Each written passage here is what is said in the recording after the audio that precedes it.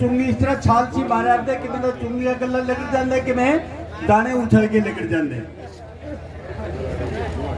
भाई अल्लाह साहब। और उसके बाद फिर उसमें रेत डाला जाता था तो एक और लकड़ उसमें घुमाया जाता था, कुछ उसका गला दाने बाहर भगा देंगी। और उसके बाद फिर उसमें वो कुंदड़ी घुमाया करती होंगी फोड़न खातर, कुछ दाने उस वक्त बाहर भगा देंगी। तो हमारा सरजीत सरपंच वर्गा दौरा खड़ा था, उसने देखा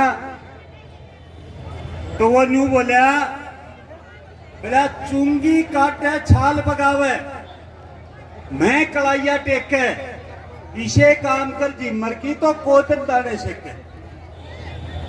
तो ये सरकार भाई हमारे साथ वो काम कर रही है, चुंगी भी काटे है, छाल भी बगावे है और कलाइया भी टेके है। तो इसके दाने सेकन का जो लक्षण है वो हमने दिखाई नहीं देते। एक आपने दिखे हैं, आप लोगों ने दिखे हैं इनके दाने सेकन के दिन, इनके दाने सेकन के हमें आसार नजर नहीं आते। क्यों? बीज आवे तो निकम्मा, उस वक्त कमीशन खा के घटिया बीज किसान को दिया जाता, वह चुंगी काट ली उसमें थे। उसके बाद जो पेस्टिसाइड आवे, जो दवाई आवे वह नकली स्प्रे कर करके मारे छोट थकले कीड़ा नहीं मरता, कोड़े मारी लूट हुए। इसके बाद जब टेकन का टेम आवे तो भाई उस टाइम उचित भाव नहीं मिलता, एमएसपी करते करते जो है नहीं मारे हो गए, वो भाव नहीं मिल रहा। तो इस तरह से कहने का तात्पर्य ये है कि ये सरकार जो है ना हमने हर तरह से मारने पर तुली हुई है। और इस सरकार को जब तक हम व्यवस्था परिवर्तन की तरफ नहीं बढ़ेंगे, ये सारी व्यवस्था की लड़ाई है।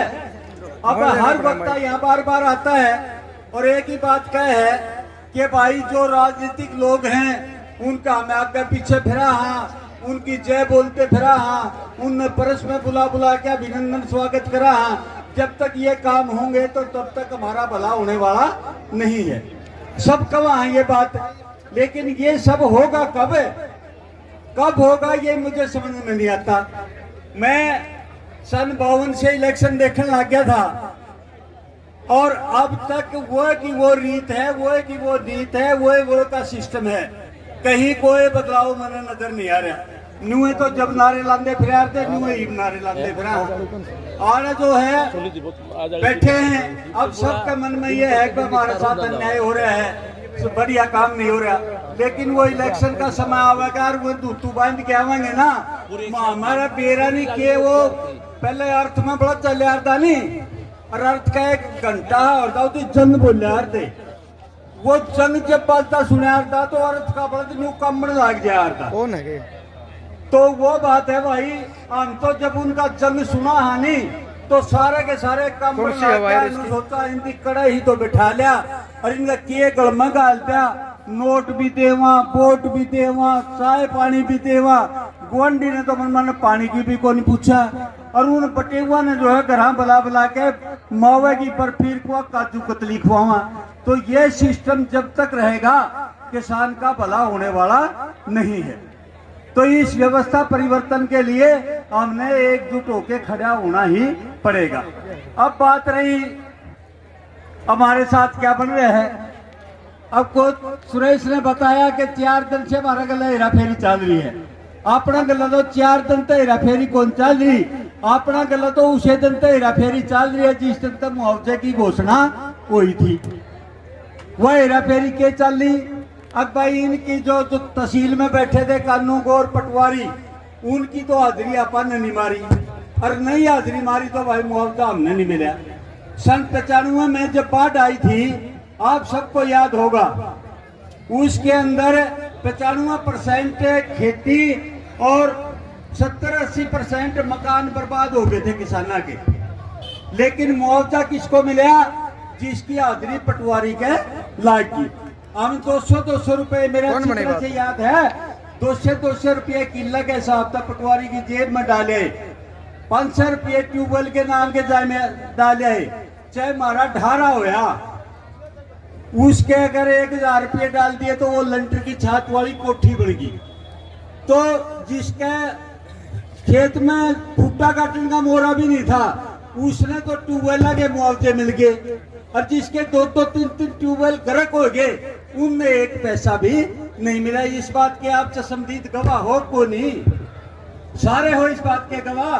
तो वह बात इनके थी, सरकार ने घोषणा कर दी, लेकिन इनकी उस घोषणा का हवा में उड़ा दी। जो भी आ रहा है उन्हें कहा हमें क्या सरकार के आदेश ऐसे हैं।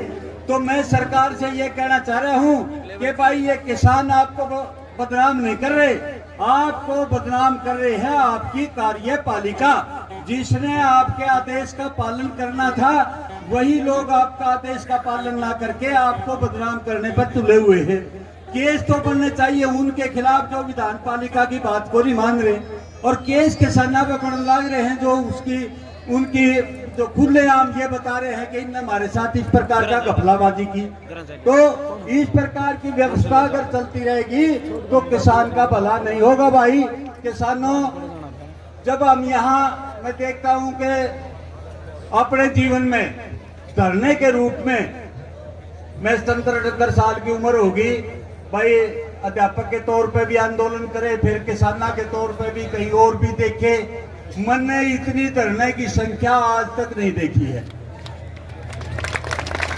कम से कम यहाँ 5000 लोग और महिलाएं बैठी हैं इस धरने के ऊपर। इससे जबरदस्त धरना तो हो नहीं सकता। इस तरह के तो फिर राम का नाम है। कई कहे भाई उस दिन नौकरी थी, उसके ऊपर ये लोग खड़े उतर रहे हैं। जो वोट के गए थे उसके ऊपर निरंतर आ रहे हैं, अपनी संख्या को निरंतर बढ़ा रहे हैं। मातृशक्ति की संख्या की कोई कमी नहीं, भाइयाँ कोई कमी नहीं, चारों तरफ से समर्थन की कोई कमी नहीं, और फिर भी किसी के कान में जू ना रेंगे तो यह इस पब्लिक का खोट को नहीं, ये उन मतियंदों का खोट है जो कुर्सी पर बैठे हैं। और अगर यही बात रहा तो फिर वह जी मर गया बात है भाई, वह दाने सेकने की इनकी नीयत नहीं है। ये आएंगे तो गिनती के दिन है, ठीक दरिया दिन तो आवेगा।